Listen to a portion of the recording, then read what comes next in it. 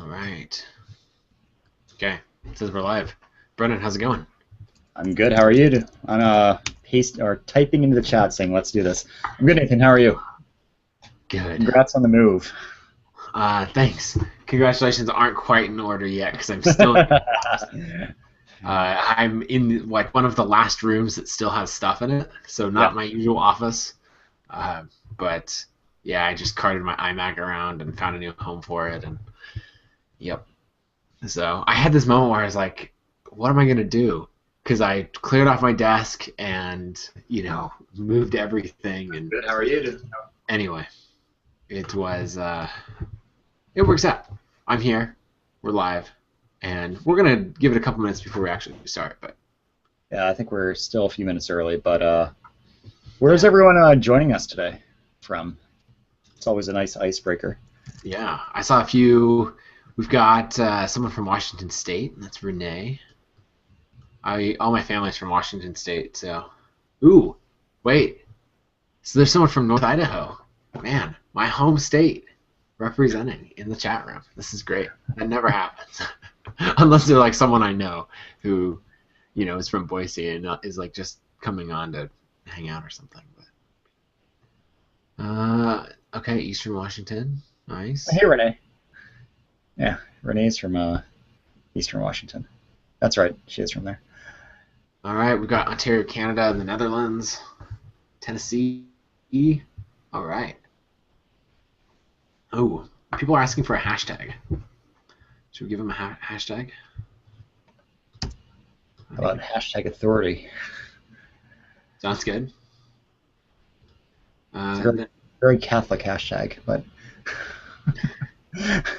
I would not have thought Catholic at all, but whatever works for you there. Okay, let's go for all results.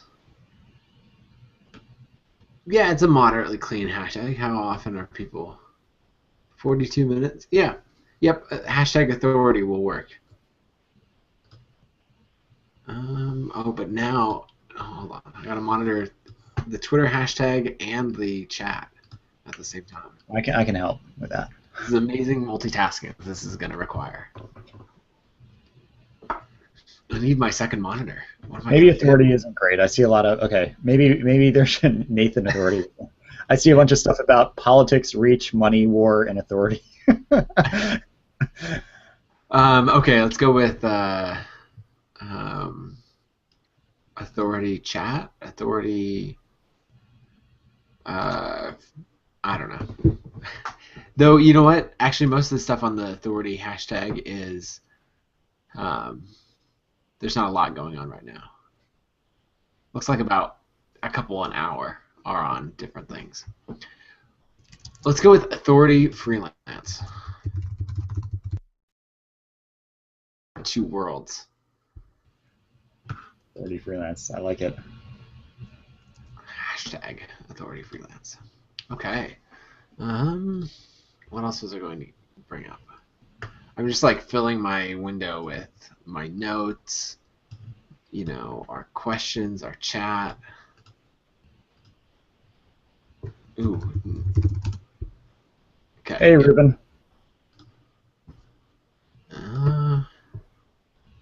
All right, from Israel. Yeah, and people are suggesting other hashtags, but we're going with authority freelance. We made a decision, and we're sticking to it. And yes, a recording will be provided for a little while at least. At least there will be a replay. All right. How many? We got a good number of people here. I don't think we have any technical issues or that sort of thing. No one's emailing me and complaining about, I can't get in or I can't see it or anything like that. Yeah, there will be a recording, Jared. Since it's a Hangout on Air, it's recorded by default. People just have to suffer through our first 3 minutes of deciding what hashtag to use. important info. Or question, or decisions need to be made, rather. Decisions, exactly. I'm a little out of it. I'm suffering from a pretty big allergy attack today, so don't mind my puffy eyes. Yep, that happens. I'm out of it because I'm moving today. But yeah, soon life is going to be normal, and I'm going to get all kinds of work done. But until then, I'm just going to try to get by as far as, juggling business and life and all of that. So, let's see. Ooh, we got someone from San Diego. I feel like there's a lot of people in San Diego now where like the blogging and business and tech community there. There's really a lot of people. Or people have moved there recently. I guess it's a good spot. Are you ever leaving Virginia? We're going to the mountains soon next summer. That's right. I think we're going to be getting out of the suburbs and into literally the middle of nowhere, which is where I belong. Yeah, in the middle of nowhere. Just you in a yurt with an internet connection.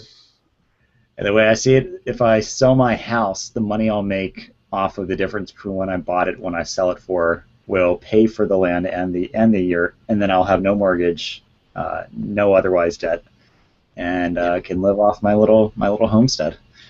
There you go. I like this programmer homesteader thing that you're gonna have going on. Yurt dweller. Andy's asking if I'm moving out of Idaho. No, I'm staying here in Boise, just moving down the street. We bought a house and but have been remodeling it for the last couple months, and it's finally time to move in. So really, the house is not done. I just have to be out of my current house next week. So, oh well. All right. Johannesburg. Should we get going? We should get going. Otherwise, we'll just talk about nonsense for a long time. And I actually enjoy talking about publishing more than random nonsense. So speaking of publishing, I read it. I was on Amazon. I found a guy who wrote a book on living in a yurt. I read the book and I realized, oh wow, he's talking like he lives where I'm looking to move, like this small little hippie community up in the mountains, Virginia. I Googled him, emailed him, and little did I know he actually is moving to North Carolina and is looking to sell his yurt.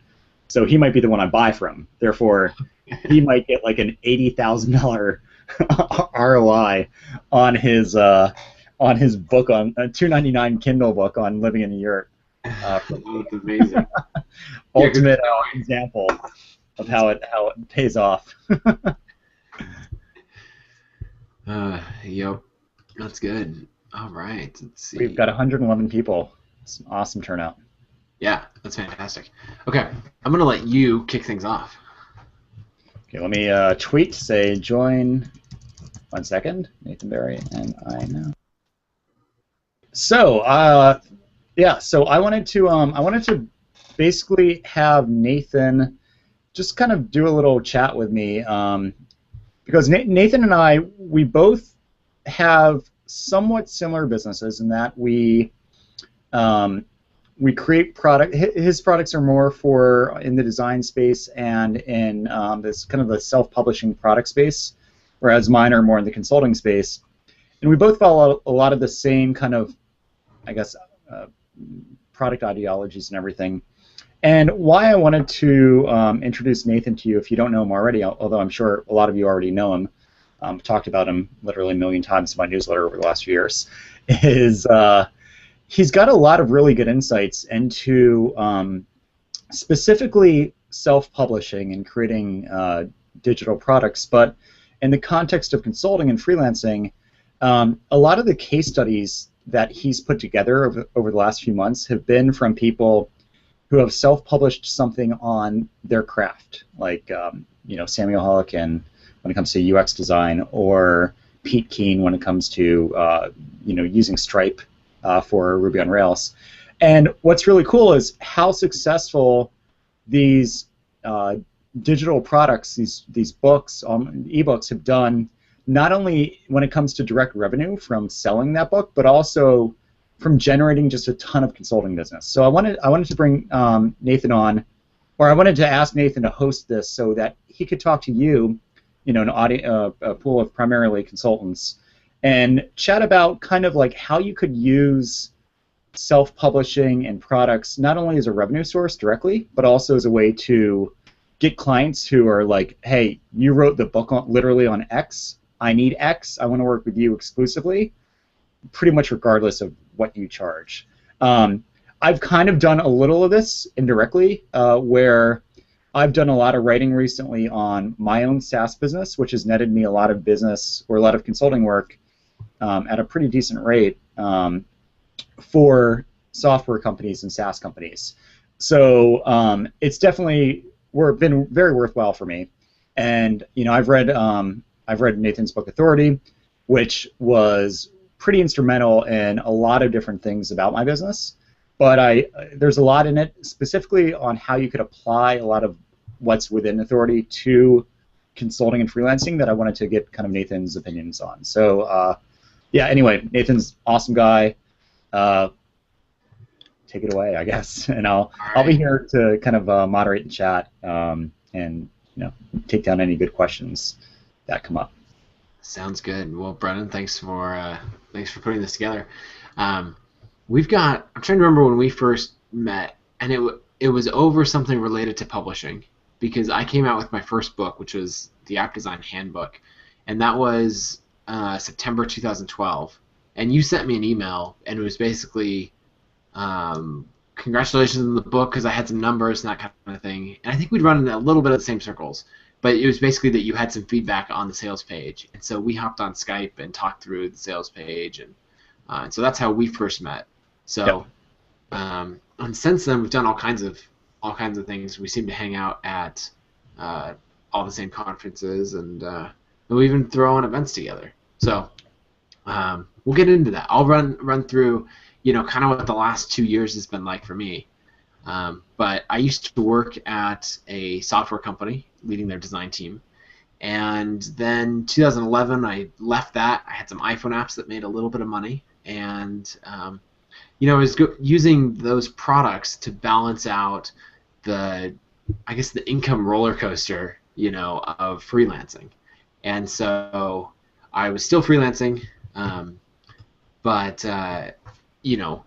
let's see. Oh, hold on. People are getting an echo. Oh well. I think it's okay. I think it's isolated. Not my problem. Anyway, so I was getting I had that income roller coaster from freelancing once I left the job, and so I wanted products to level that out a little bit. And at the time I was only making $2,000 a month off of products, but that was a nice consistent base. I needed like $5,000 a month to live on. And so when I quit my job, those products were really helpful. And that's one thing that we'll talk about a little later, is using products to augment your freelancing revenue-wise. Because one thing that I found is, just when I was doing exclusively freelancing, I'd make a ton of money one month, almost no money another month, and then I'd have like this emotional roller coaster that would go with it. I'm not good at teaching you how to even out your consulting projects so that kind of thing doesn't happen. Talk to Brennan about that. But I am good at using product revenue to stabilize that. Because even if you have, say, like $1,000 a month of product revenue, that can be a really nice base for something else. So that's what I was after when I got into products. And then, let's see, started writing my first book, which is the App Design Handbook, because I just cared about design. And through that, I didn't actually think I could make money. I didn't have an audience of any kind. But then a couple other designers showed that you could actually make money from writing and selling books. And so I put more effort into it, finally got the book out, and that's when things just went crazy from there. After the book came out in September 2012, I was just looking back at my calendar from those like 3 weeks after that, and I had consulting, like I'm trying to think of the word, just conversations with a whole bunch of people who wanted to hire me for consulting jobs, all related to iOS design because that's what I'd just written a book on. And I had probably 10 of those calls over the next 30 days after the book came out, and they were just from companies all over. And the other thing is, I'd been consulting at one level, and all of these companies were wanting me to do work on a whole nother level, and they were willing to pay quite a bit more. Um, and so that was pretty cool. So not only did I have the book revenue, but I had consulting leads, and we'll talk about later about a few other people who have done that really, really well. But then going from there, you know, I actually decided I wanted to get out of consulting, and so I turned down every one of those jobs and wrote another book that ended up making far more money. So the first book was $12,000 in the first 24 hours. The next book, which was designing web applications, also a design book, was $26,000 in 24 hours. And so I decided not to take these consulting leads because I wanted to go further into publishing. But it's just amazing to have that much opportunity that a book opens up. So from then, over the next couple months, the books continued to sell really well. And I started getting asked all the time about how to profit from self-publishing, how to make all of this work, and really, if you're going to go to the work of writing a book, and it is hard, how to get the most from that, especially in a technical field, because most of you, like Brennan and I, have technical skills that people pay us for, and so that means that we're not going to be writing fiction books or something like that. We'd be writing a book on a couple examples that we'll get into later, user onboarding, integrating Stripe with a Rails application, building a Ruby gem, things like that. That's what we write books on. And typically, if you write a book in that field, what happens is you get approached by O'Reilly or A-Press or one of those, and they go, you don't have a bunch of an audience, here's an advance of, say, $5,000 or $5,000 or $7,000 to go write this book, and of course that's split up into different payments. So it'll be like $2,500 to start, and then 5,000, or then the next $2,500 on delivery of the book. And then what'll happen is most likely you'll never earn out that advance, and so you have all these people who wrote great technical books, many of which you've probably read if you've been trying to learn on that particular topic, and they don't actually make any money from them. And so people kept coming to me and saying, hold on, you write technical books about design, and yet you're making money from it. And because at this point, my book, Designing Web Applications, had made I think it was pushing $80,000 within the first 6 months or so of being out. And so I wrote down all the processes, and I tried out a few of them on people like Brennan, and so we got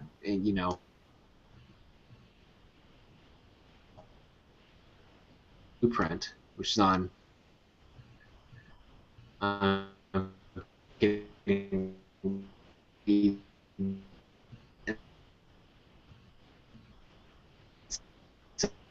so he used the multiple for that book as far as increasing revenue. So Authority's been out for a year, and the fun thing that has happened since then is that we've been able to, after reading Authority, and I want to share some of those with you now. So the first one, and Brennan, feel free to chime in at any time if you have something you want to add or any of that.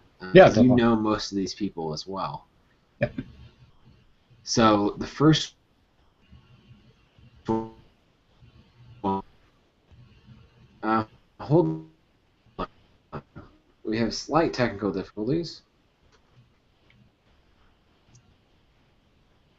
In the chat room.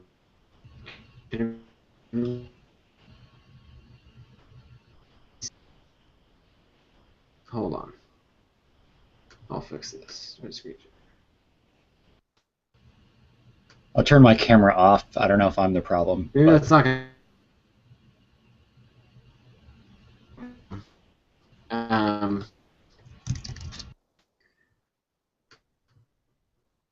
I don't know why that's not working. Um, that's all right. I'm going to show an example. Oh, now it's up. No, it's not. Oh, I'm confused. Um, anyway, uh, so the example I want to show you first is a guy named Pete Keen, and he wrote a book called Mastering Modern Payments. And if I was on top of things, I'd have the exact numbers that Pete did. But basically, he kept getting asked about how to implement Stripe with Ruby on Rails, and so he wrote a book about how to do exactly that. Um, oh, I know the problem. I don't know. Sorry, I'm getting distracted by Google Hangouts causing issues, but I think it's going to work out. So Pete wrote a book called Mastering Modern Payments, and this book came out. And when he first sent me a testimonial,